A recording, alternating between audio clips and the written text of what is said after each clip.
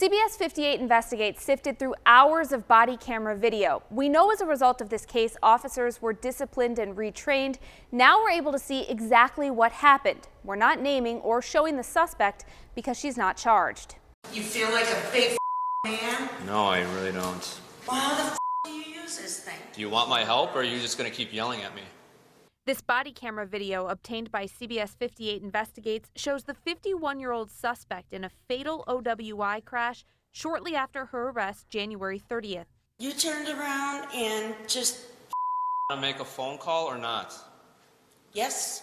Before being booked, the suspect was taken to the hospital for a blood test. Officers also breathalyzed her. Good, steady breath. She initially denied drinking, but after blowing a .24, 3 times the legal limit, she came clean. We had one shot of vodka on the side of one of the Bloody Marys. Why did you drive? Because I was stupid and we wanted cigarettes. It seems like a straightforward case, but the suspect isn't facing charges because prosecutors say they can't use any of this evidence. The problem started back at the scene at 92nd and Lapham. The suspect was driving this black Jeep and slammed into this tan Camry, killing the driver, 78-year-old Kathleen Deichel. The officer who interviewed the suspect at the scene repeatedly said she didn't seem drunk. You have nothing to indicate. She's walking fine, she's talking fine.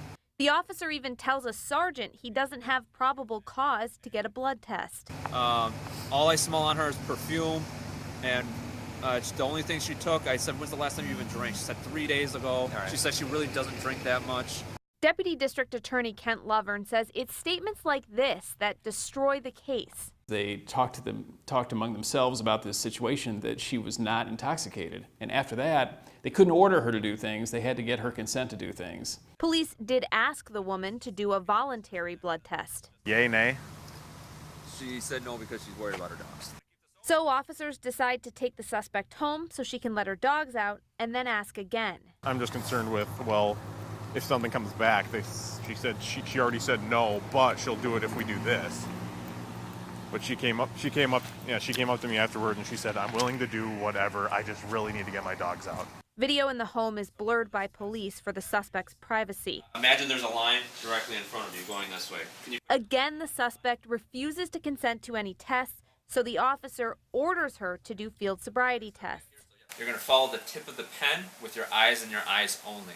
They did not have the reasonable suspicion to order her to engage in field sobriety tests. They had to ask her for her permission to do that, and she didn't give them her permission to do that. That means the field tests, arrest, breathalyzer, and blood test are inadmissible in court. Ma'am, you're under arrest for an OWI rape. Don't, Okay, ma'am. okay. Just relax. All right, I'll do it. I'll do it. I'll do it. Too late now. We've been trying to work with you this whole time. Back on scene, other officers question why field sobriety tests weren't done right away, just based on the severity of the crash. That's why it's like, hey, do the fields, because I'm not saying officers don't, we all miss. West Allis Police Deputy Chief Robert Fletcher tells CBS 58 Investigates an internal investigation was conducted and officers were disciplined and retrained. In a statement, he says the department made policy changes, and now more experienced officers will handle drivers during investigations of serious and fatal crashes. An attorney for the victim's family says he is fighting for justice in the civil justice system. Now, we did file an open records request for the internal investigation to find out who was disciplined and how. We're still waiting for those records. In studio, Kristen Barbarisi, CBS 58 News.